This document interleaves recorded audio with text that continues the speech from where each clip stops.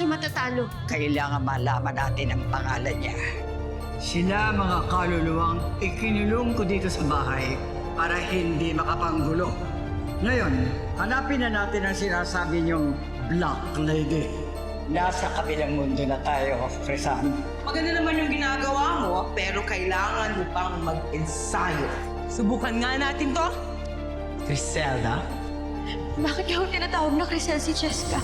Sandali. May nararamdaman ako. Chico, may nangyayaring masama na sa kanila. Halika na, Kasan! Bilis! Iha! Halika na! Sino ka? Humarap ka!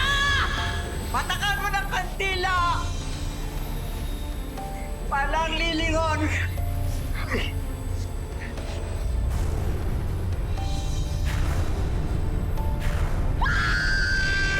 Ngayon, alam natin kakampi siya ni Black Lady.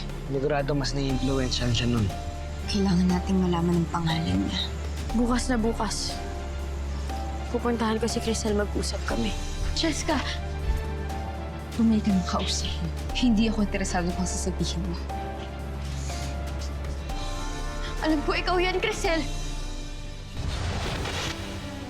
Alam ko yung totoo. Bitawan mo ko! Hindi mo na ako madadaan sa padrama-drama mo. Ganyan, Crisel!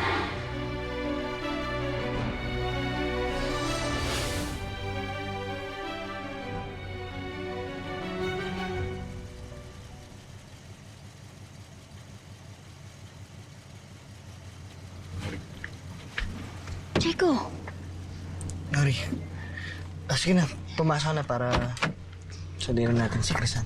Puntahan na natin siya. Oh, ba't ganyan itsura mo? Magkikita naman kayo ni Crisan, ha? Iisip ko lang si Crisel, nung bata pa siya. Hindi naman siya ganyan eh. Ako nga pala si Diego. Ano pangalan mo? Ako si Crisel. Parang ngayon lang kita nakita. Bagong lipat lang kasi kami. Lumabas ka kaya dyan? Laro tayo. Bawal ako lumabas. Bakit? Bawal kasi may sakit ako. Bawal akong tapuan ng mikrobyo. Wawa ka naman. Pasensya na, Crisel. Kailangan ko na umalis. Baka hinahanap na ako ng mama ko. Bye-bye, Crisel. Diego, bumalik ka. Naisip ko kasi na pwede pa rin tayo maglaro kahit hindi ka pwedeng lumabas dito. Alam mo, naalala ko, sobrang masiyahin lang ni Crisel. Kahit may sakit siya, positive lang siya. Kaya nga madali kami nagkaibigan, di ba? Sana bumalik na siya sa dati. Hanggat nai-impluensyahan siya ni Black Lady, hindi na babalik ang bait nun. Kaya halika na. Sunduin na natin si Frenny para magawa na natin ng paraan to.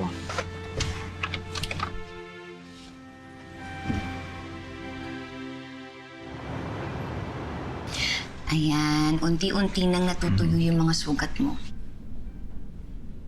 Gusto ko na nga gumaling eh. Nahiya na ako sa'yo. Dapat ako nag-aalaga sa'yo. Ikaw ang tuloy alaga ng alaga sa akin. Kaya dapat magpagaling ka na para sa ganon, ako naman ang aalagaan mo. Hmm? Oh, Alam mo, Geraldine. Morning po, Ma'am Geraldine, Sir Alan. Hello. Nasaan si Crisan? Po. Kasi ang paalam niya sa amin, aalis daw kayo. Nasan siya? Susundin po namin siya dapat dito eh. Teka, hindi kaya nauna na si Frenny sa bahay ni Ma'am Maricar? Patay na. Baka mag-away na naman yung dalawa. Sandali. Ano naman ba ang nangyayari, ha? Tinatanong mo sa akin kung bakit ko tinago? Tinatanong mo sa akin kung bakit ako nagpanggap bilang Cheska? Di ba yun naman ang gusto mong mangyari? Di ba? Hindi, nagkakamali ka. Anong hindi, Krisa? Pinabigay mo ako kay Marika. Pinabayaan mo ako. Anong klaseng kakambal ka, ha? Anong klaseng kakapatid ka? Tapos ngayon, iiyak-iyak ka sa akin. Di ba gusto mong ibigay ko itong katawan na ito kay Jessica? Panindigan mo kung ano yung desisyon mo! At huwag ka na rin umasa na mahanap pa yung Crisel sa buhay mo. Bitawan mo ako!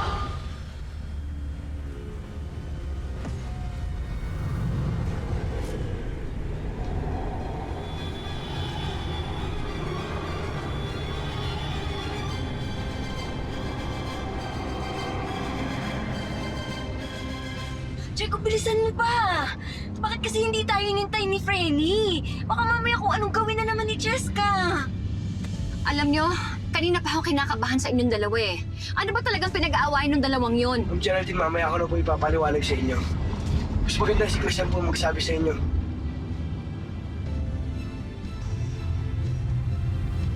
Kaya talaga gumagawa niya. Oo, Crisel! Anong akala mo ba? Ikaw lang ang aangat? Ikaw lang maganda! Ikaw lang ang matalino! Ikaw lang ang mabait! Ikaw lang ang magaling sa lahat! Wait! Ako na ang mas makapangyarihan sa'yo ngayon!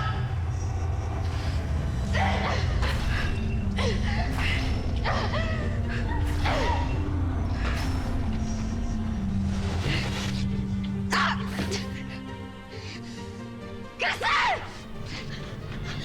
Rosa, tama na! Bakit ka umaatras? Hindi ba matapang ka? Hindi ba malaban ka?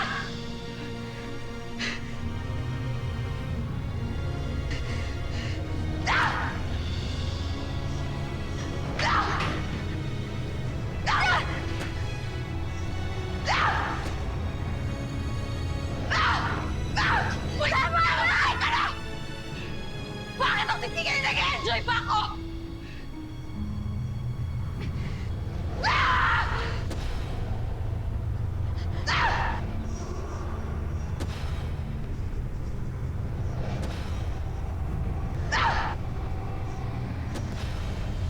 Umatay ka na!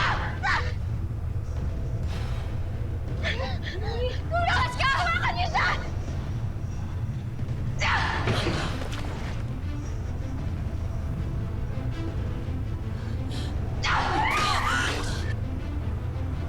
Jessica! Di ba tama na? Itigil mo na yan! Huwag mo na silang saktan! Manahimik ka! Sige! Magsama-sama kayo! Magkampiyan kayo! Crisel, makinig ka naman! Si nanay na yung nagsasalita! Crisel? Anong Crisel? Manahimik ka!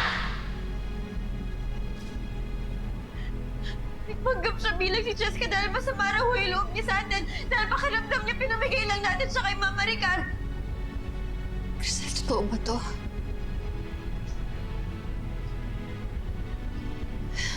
Anak,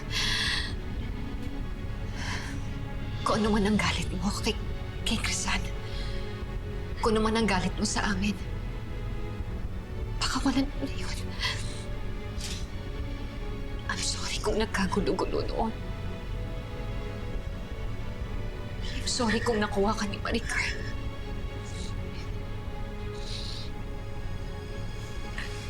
Crisel, patawarin mo na kami.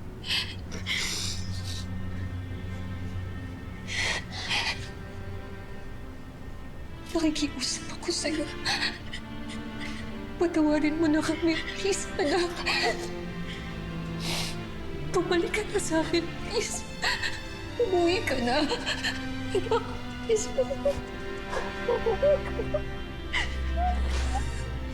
Sorry. Sorry, anak.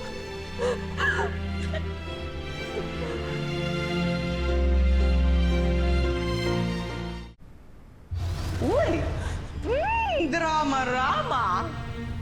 Ano naman sinasabi niyang nanay mong hilaw sa'yo? Crisel, umuwi ka na. Pauwiin na natin yung pamilya natin, please. Anak. Alam na nilang ikaw si Crisel? Anak, patawarin mo na kami, anak, please. Huwag. Huwag kang magpapauto! Huwag kang maniniwala sa kanila! Karakinan ng kapangyarihan mo. Baka nakakalimutan mo. Ano kanila trinidor? Hindi niyo na ako mauutang!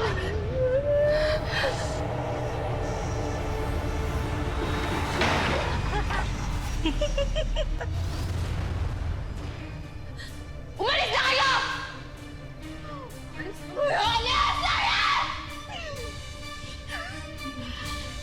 Alis! Ano ba?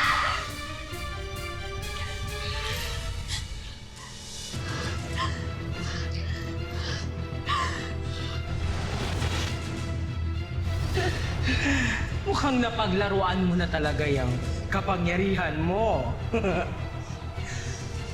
Pero paano na nalaman na ikaw na yan? Hindi ko alam. Bahala na sila. Gusto ko na magpahinga. Sige. Jessica, nakita-kita kami sa... At anong nangyari dito? Oh my God, Tess! Ang sculpture ni Madam Ren! Anong nangyari dito, Jessica? Kuha? Bakit ang gulo ng bahay? Lumindol. Lumindol. Ayos lang mo ba kayo, Nay? Bakit ganun, anak? Hindi pa rin niya tayo mapatawad. Galit na galit pa rin siya sa atin. Sorry, Nay. Kasalanan ko po. Anak, huwag kang magsusorry. Wala kang kasalanan. Nalulungkot lang ako dahil mas pinili niyang talikuran yung pamilya niya. Mas pinili niya na magtago sa katauhan ni Jessica. Pero hindi ako susuko. Kapag gumaling na yung tatay mo, siya naman ang aasikasuhin natin. Hindi ako papayag na tuluyang mawala sa atin si Crisel.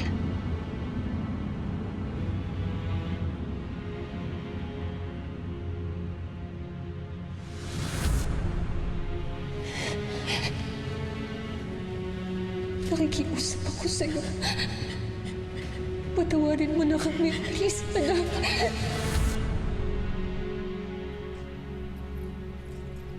What is the purpose of that face? Huwag mong sabihin na kukonsensya ka. Black Lady, nag-sorry si nanay kanina. Hindi ko man na siya pinakita.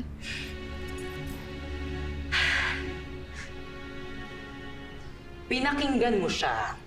Wala ka nang pakialam. Griselda, kapag naging mabait ka, kapag nagpatawad ka, hihina ka. Mawawala yung lahat ng kapangyarihan mo. At mas madali kang masasaktan. Yan ba yung gusto mo? Yan ba yung gusto mo? Ayoko. Ayoko. Miss na miss ko lang kasi talaga si nanay tsaka si tatay. Miss na miss, dismiss! Tisin mo!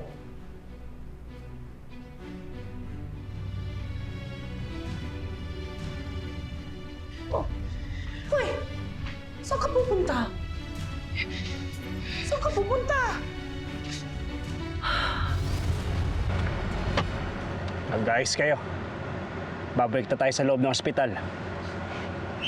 Boss, hindi nga. Anong hindi nga? Sumasagot ka pa ng ganyan.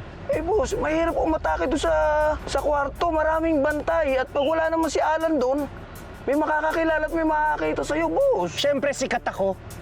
Sikat nga, boss. Kaya nga wanted. Pagsigawan mo pa. Buisit ka. Boss, obserbasyon ko lang naman yung boss. Ang dami mo obserbasyon, manahimik ka dyan. Basta mapasok tayo ron, tapusin natin itong sinimulan natin. Yariin na natin yung teddy bear na yan. Ano? Nakakapagpagalaw siya ng gamit nang hindi hinahawakan? Kakaiba na yan, ha? Nakakatakot na yan, Geraldine. Hindi kaya kailangan na natin siyang ipa-exercise ulit? Hindi. Ayoko. naniniwala pa rin ako sa kabutihan ng puso ni Crisel. At alam ko maaayos pa rin tong pamilya natin. Kaya ikaw, Crisan, huwag kang pupunta doon mag-isa, ha? Delikado, alam mo naman mataas pa yung emosyon niya eh, ha? Mag-ingat kayong dalawa. Crisel, mag-ingat kayo. At sa susunod, sasabihin mo na yung totoo sa amin kung saan ka pupunta. Delikado na ang sitwasyon ngayon. Paano kung meron pa nangyari sa'yo? Sorry ho. Akala ko lang naman kung makakausap ko siya ng maayos. Geraldine, Alan, nakausap ko na itong kaibigan kong ophthalmologist sa Singapore. Though he can't come home yet, kasi busy pa siya dun, he gave you a slot over there. We've set a schedule for your eye treatment so we can prevent the total loss of vision sa isang mata mo. Maraming salamat, Vincent. Hindi ho ba pwedeng dito na lang yung operasyon? Mas makakampante ako kung kilala ko mag-opera sa tatay mo. Magaling talaga itong si Doc De La Cruz at sigurado akong maalagaan kayo. At Doc, kailan ho yung appointment? Ikaw yung pamangkin ni Alan na dumalaw noon, di ba? Opo. Sige, pasok ka lang. So on Thursday, I suggest you take the 8 AM flight of Travel Air. Inaasikaso ko na ang clearance mo to travel para wala na kayong maging problema sa paglipad niyong papuntang Singapore. Singapore? Aalis sila? Lalayas pala yung pamilya mo. Hindi ka man lang sinabihan. Wala talaga silang pakialam sa'yo.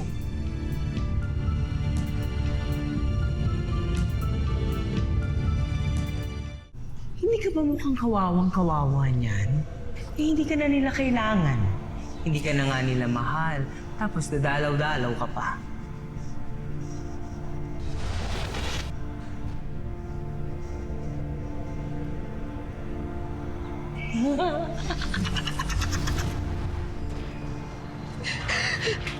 Hindi ko maintindihan, Criselda, kung bakit hanggang ngayon umaasa ka na may pakialam pa rin sa iyong pamilya. Wala silang pakialam sa'yo!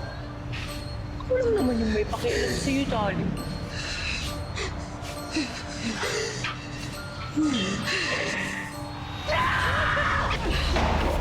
Kung ayaw na nila sa akin, ayoko na rin sa kanila!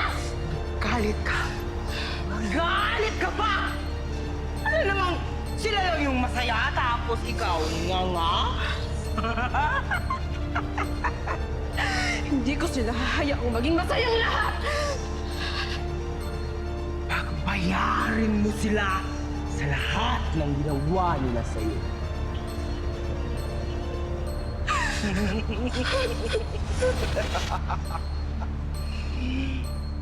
Paano na yan? Alis na pala si na Femi. Ano tayo magagawa doon para kay Sir Alan yan eh. Paano na yung panliligaw mo? Wala pa mang with formality, LDR na kaagad. Eh, friend, hindi naman sila magtatagal doon. Ano? Balik nila, di ba? Tutuloy natin. Pero aminin mo, namimiss mo si Frenny, no? Kasi ako kahit penny-penny ko lang yun, namimiss ko siya eh. Iba pa rin talaga yung... Alam kong hindi ko kailangan sumakay ng aeroplano para lang makita siya. Tsaka malay natin, baka magtagal sila dun. Uy, sabi niya, mamimiss niya eh. Oo naman, syempre. Si Crisan yun eh. Love na talaga si Frenny eh. Mahal na mahal, Mario. O, eto na ha. Nabook ko na yung flight natin. Okay na yung mga hotel natin doon.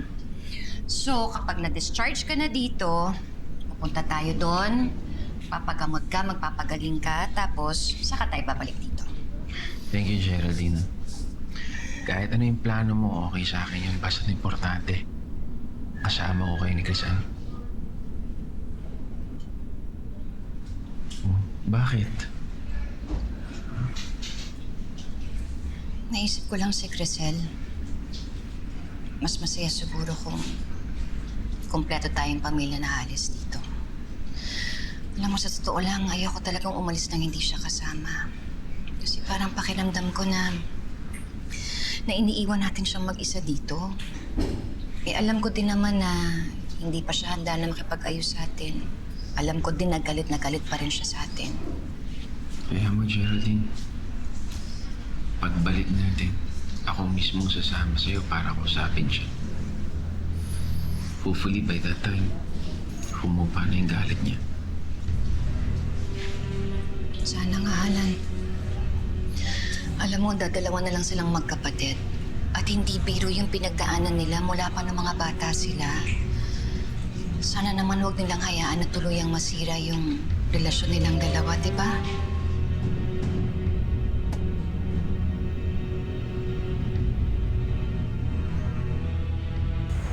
Sana naman matuwa si Fernie dito sa dala natin. I'm sure affected pa rin yung sa pagharap nila ni Crisel. Kaya, ngayon na, bilisan na natin para mabigyan na agad natin kay Crisan. May drinks na ba yan? Teka. Nakalimutan ko yung drinks. Uy. Oh, Chico. Ano nangyari sa'yo? Parang nakita ko si Raymond eh. Ha? Dito sa sakin na to. Tara naman na. Tara na nga!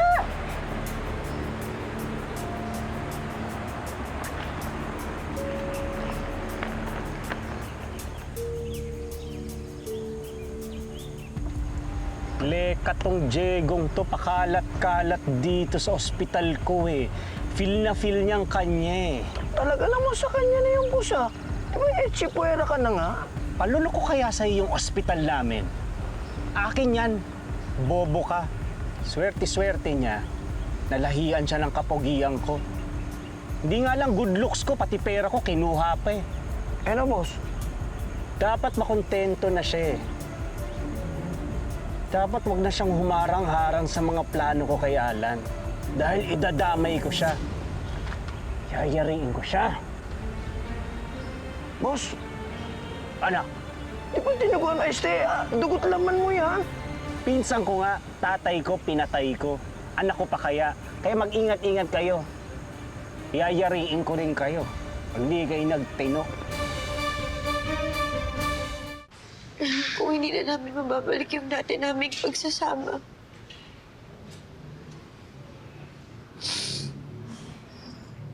Yung dati naming turing sa isa't isa. Hindi na niya ako mapapatawad kasi iniisip niyang binigay namin siya kay Ma'am Maricar kahit hindi naman talaga yun yung ginusto kong mangyari. Oo nga, Fernie. Hanggang ngayon, dala-dala pa rin niya lahat ng sama ng loob na sa'yo. Frenny, hindi ko may pagkakailan na ang sama-sama rin ang loob ko sa kanya. Bakit ba kasi hindi na lang siya nakikinig sa akin? Bakit ba lagi na lang sarado yung utak niya? Ang hindi ko matanggap pati yung nanay namin kaya niyang saktan. Sorry, pagod na akong intindihin. Napupuno na rin ako sa kanya. Crisan, alam naman natin, di ba? Si Black Lady ang may dahilan ng lahat ng to. May sarili siyang pag-iisip, Checo. Hindi pwedeng lagi na lang si Black Lady yung sinusunod niya. Crisan, makinig ka sa akin.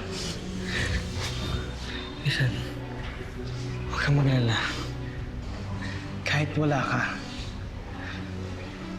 tutuklasin pa rin namin yung pangalan ni Black Lady. Para maging maayos ng lahat. Para maging okay ka na.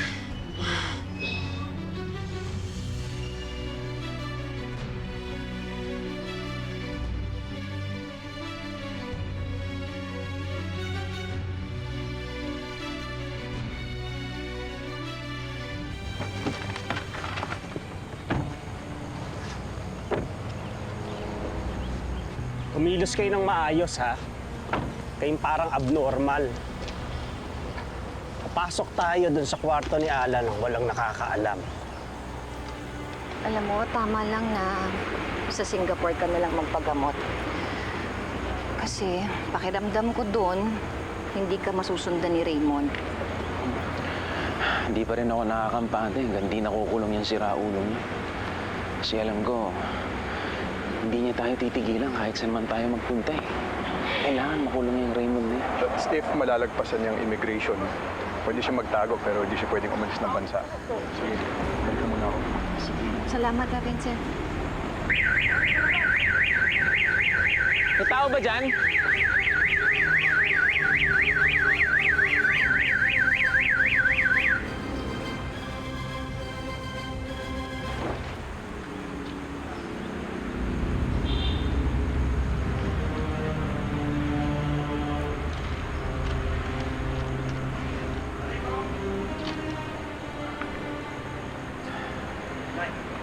Huwag kang mag-alala, Geraldine. Hindi naman siguro si Raymond yun. Hindi naman siguro siya pupunta dito sa ospital dahil alam niyang madali siyang makikilala dito. Eh, alam mo naman yung si Raymond na yan eh. Wala naman nang kinakatakutan. Kahit nga si kamatayan, hindi niya uurungan eh. Alam mo, Geraldine, gusto ko na talaga magpalakas eh. Gusto ko paghandaan tong laban na to.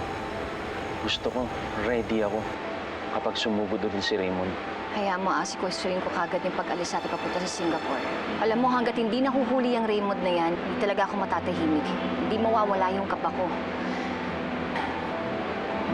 Halika na. Tayo na.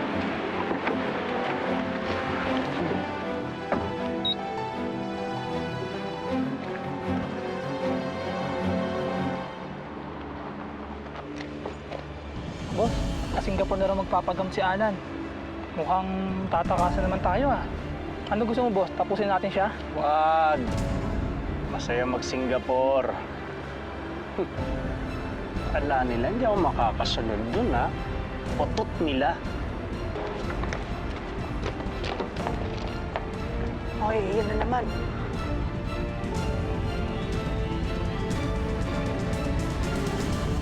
I-book niyo ko ng flight ngayong Thursday, 8 a.m. papuntang Singapore sa Travel Air. Sasama ka sa Singapore? Oo. Ipapakita ko sa kanila na hindi lang sila pwede magsaya sa Singapore. Ako rin. Go, go, go sa fighting spirit mo! Ay! Nananadya ka talaga. Akala ko matapang ka. Lumaban ka!